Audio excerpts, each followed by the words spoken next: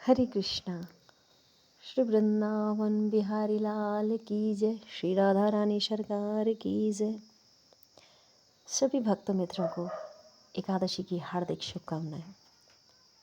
आशा है कि सभी ने एकादशी का उपवास किया होगा, क्योंकि उपवास परमपिता परमेश्वर अखंड ब्रह्मांड नायक श्री हरि श्री कृष्ण को अत्यंत प्रिय है।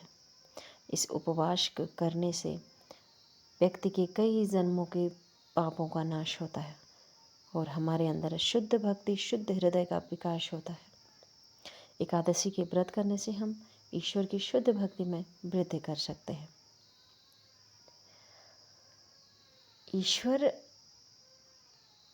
यदि हमें बुलाना चाहे तो ये न किन प्रकार हमें अपने धाम यानी वृंदावन बुला ही लेते हैं, क्योंकि ईश्वर उसी को अपने चरणों में लगाते हैं जिसे ईश्वर प्रेम करते हैं या ईश्वर चाहते हैं कि हम उनकी ओर बढ़ें। तभी हमारे हृदय में ऐसे भाव आते हैं, ऐसे प्रसंग, ऐसी कथाएं सुनने का, ऐसे स्थानों पर जाने का, क्योंकि ईश्वर ने हमें चुना है।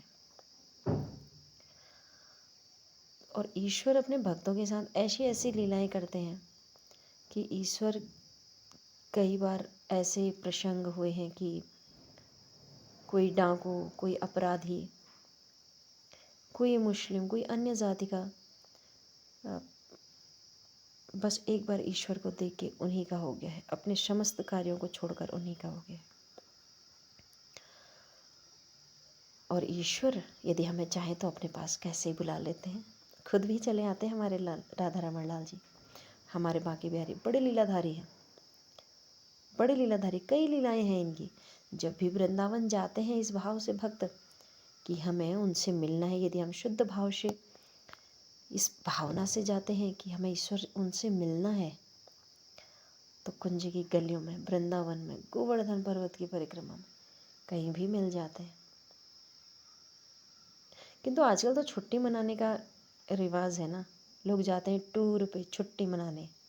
नहीं जी, हमें टूर पे नहीं जाना, हमें वृंदावन जाना है कन्हैया से मिलने, किशोरी जी से मिलने, स्वामिनी जी से मिलने, अखंड ब्रह्मांड नायक श्री बांके बिहारी से मिलने, लाडली लाल से मिलने। उनसे मिलने जाइए। ईश्वर से प्रेम कीजिए। बात विश्वास की है। यदि हम इस विश्वास से ईश्वर से प्रेम करते हैं, आराधना करते हैं, याचना करते हैं, तो ईश्वर हमें अवश्य मिलते हैं। तो ऐसा ही एक प्रसंग है वृंदावन में। श्री राधा रमण लाल जी की एक अनन्य भक्त रहते थे, किंतु बाबा की एक विशेषता थी कि वे कभी राधा रमण लाल जी के मंदिर नहीं गए, कभी नहीं जाते थे। लोग जब आते थे बाबा जी के दर्शन भी करने के लिए आते थे, तो उनसे कहते थे कि चलो राधा रमण लाल जी के मंदिर, क्योंकि संतों का जो समुदाय होता है तो उनके वहाँ उन्हीं के जैसे संतों का आवागमन लगा रहता है, भक्तों का, तो वे कभी नहीं जाते थे। बाबा कहते कि यदि उससे मिलना होता, बड़ी ठसक से कहते कि यदि उससे मिलना होगा तो खुद आएगा, मैं क्यों जाऊँ रहा उसके मंदिर, उसका मन अगर मिलने का होगा तो खुद आएगा मेरे पास। देखिए, ये भी एक अधिकार है। अच्छा, उसमें कोई गुरूर, कोई घमंड नहीं था। ये अधिकार है प्रेम का। ये प्रेम है कि मैं उनसे प्रेम करता हूँ, मैं उनका भक्त हूँ।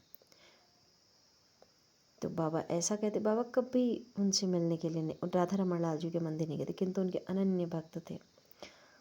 उनकी पूजा करते, नाम जप करते, आराधना करते, घंटों घंटों तक उनका ध्यान करते, मानसिक सेवा करते। क्योंकि संत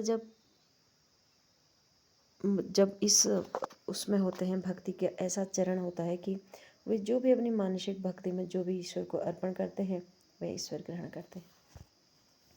तो बाबा श्री राधा रमण लाल जी के अनन्य भक्त थे,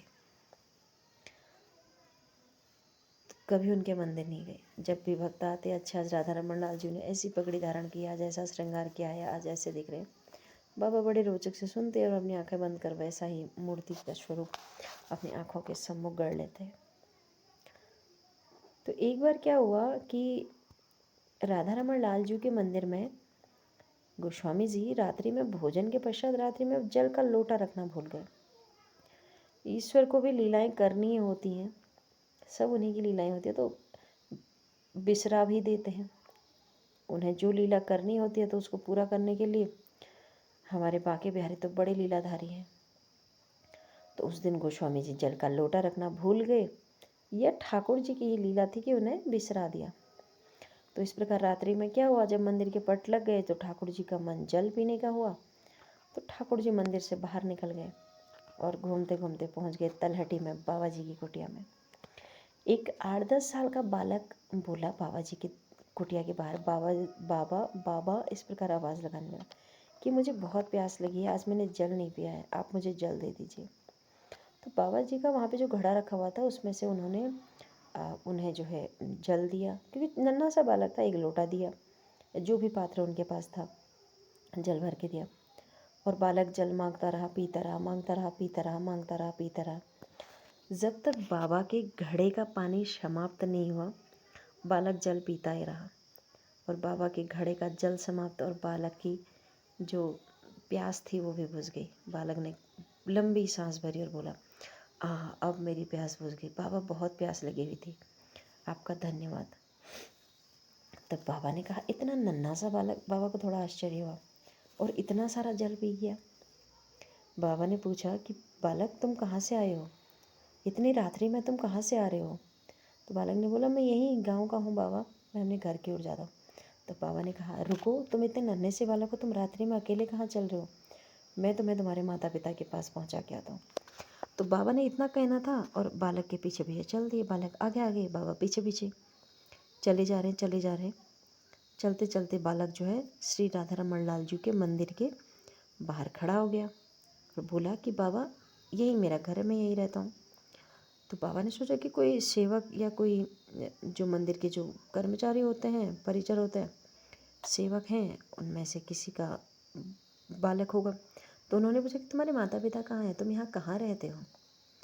तो उन्होंने बोला बड़ी मधुर मीठी मुस्कान भरते हुए, बाबा यही मेरा घर है, मैं यहीं रहता हूँ, मैं इस मंदिर के अंदर ही रहता हूँ। बाबा ने कहा, इस मंदिर के अंदर तो राधा रमन लाल जी रहते हैं। बालक मुस्कुराते हुए बोला, बाबा मैं ही राधा रमन लाल हूँ। बाबा ने फिर दूसरी बार बोला, मतलब पूछने की जिज्ञासा की, क्या बोल रहे हैं। उन्होंने कहा, मैं ही राधा रमन लाल हूँ। और बाबा की आंखों से झरझर अश्रु बहने लगे।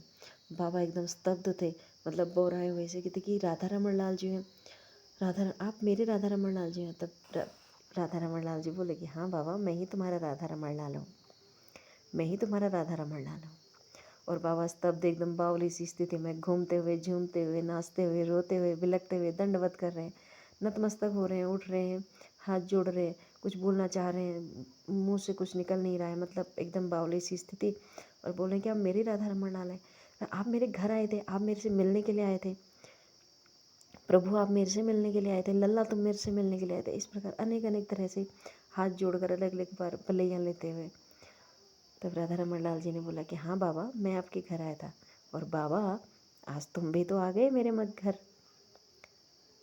आज आप भी तो मेरे घर आ गए। क्योंकि बाबा इससे पहले कभी राधा रमन लाल जी के मंदिर नहीं गए थे, कई सालों से वहाँ रह रहे थे। तो इस प्रकार लीलाधारी हैं हमारे लीलाधार, क्योंकि जिसे चाहें उसे बुला ही लेते हैं, उससे मिलने पहुँच जाते हैं। दीन बंधु तो हैं ही, भक्त वत्सल तो हैं, पर उससे अधिक हमसे प्रेम करने वाले हैं। तो इस प्रकार बाबा ने दर्शन किए और अगले दिन प्रातः बाबा श्री राधा रमन लाल जी के मंदिर पहुंच गए, माला पुष्प इत्यादि लेकर। और सभी को यह जो रात्रि में जो घटना हुई थी बताई, क्योंकि सभी हैरान थे कि बाबा कभी जो है मंदिर दर्शन के लिए नहीं आते हैं। तो अगले दिन गोस्वामी जी ने पूछा कि आज बाबा किस प्रकार पहुंच गए, मतलब जो संत होते हैं उनके आगमन से ही जिस स्थान पर जाते हैं पवित्र हो जाते हैं। तो सब तब उन्होंने राधा रमन लाल जी की लीला बताई। अब बाबा नित्य ही राधा रमन लाल जी से मिलने जाते हैं। तो ऐसे हैं हमारे बांके बिहारी, हमारे राधा रमन लाल जी, हमारे कन्हैया। ऐसी ऐसी लीलाएं रचते हैं कि अपने भक्तों के पास पहुंच ही जाते हैं। भक्त वत्सल हैं, इसलिए बात है विश्वास की, प्रेम की, ईश्वर की, ईश्वर में श्रद्धा की। ईश्वर का नाम जप कीजिए, ईश्वर से प्रेम कीजिए, विश्वास कीजिए। हाँ, उसके आने में थोड़ा देर हो सकती है, किंतु अंधेर नहीं। यदि देर हो रही है तो इसका मतलब है कि वह सही समय नहीं है। ईश्वर उस सही समय में आपको बुलाएंगे। तो इसलिए जब भी वृंदावन जाएं तो उनसे मिलने की भावना से जाएं, क्योंकि ईश्वर स्वयं कहते हैं कि मैं और कहीं मिलूं या ना मिलूं, मैं वृंदावन में अवश्य मिलूंगा। क्योंकि वृंदावन कोई सामान्य स्थान नहीं है, उसे हमने नहीं बनाया, या वो और स्थानों की भांति नहीं है। उसे स्वयं श्री किशोरी जी और श्री किशोर श्री श्यामा श्याम जो अपने साथ गोलोक से लेकर प्रकट हुए हैं। वह दिव्य स्थान है, वह दिव्य धरती है, वह ईश्वर का घर है, वह ईश्वर का स्थान है, जहाँ वे खेले हैं, कूदे हैं, पले हैं, बड़े, आज भी वहाँ विराजते, आज भी वहाँ लीलाएं करते हैं।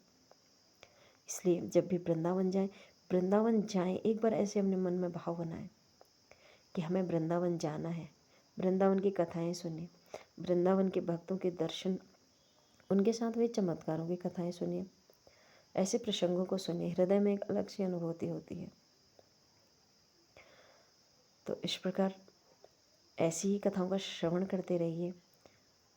यदि चैनल पर नए हैं तो प्लीज़ लाइक शेयर सब्सक्राइब कीजिए, सपोर्ट कीजिए, और अगली कथा में फिर से बने रहिए, क्योंकि ऐसी ही श्री कृष्ण श्री लीला जी की चमत्कारी कथाएं, चमत्कारी नहीं, चमत्कार है, किंतु यह जीवंत है कि यह इसी युग में हुआ है, इसी कली काल में हुआ है, भक्तों के साथ हुआ है।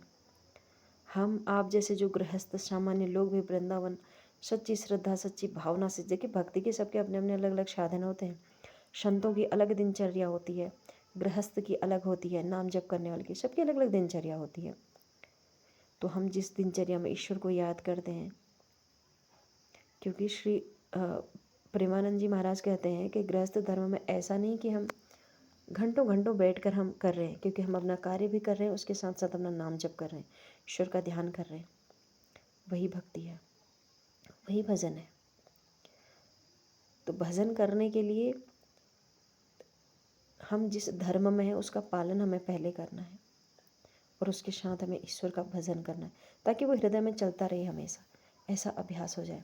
तो उसके लिए ज़रूरी है कि ऐसे भक्तों संतों के चरित्रों का श्रवण कीजिए, क्योंकि ऐसे चरित्रों को सुनने का भी फल मिलता है, ऐसे भक्त चरित्रों का श्रवण करने का भी पुण्य फल मिलता है। एक तो हृदय में भक्ति विश्वास प्रगाढ़ होता है, इच्छा जागृत होती है कि हमें ईश्वर की भक्ति उपासना करनी है, कि हमें दर्शन करने हैं, और दूसरा ईश्वर के प्रति प्रेम बढ़ता है, हमें भी पुण्य फल मिलता है। तो इस प्रकार चैनल में बने रहिए, लाइक शेयर सब्सक्राइब कीजिए। राधे राधे, अपना ख्याल रखिए।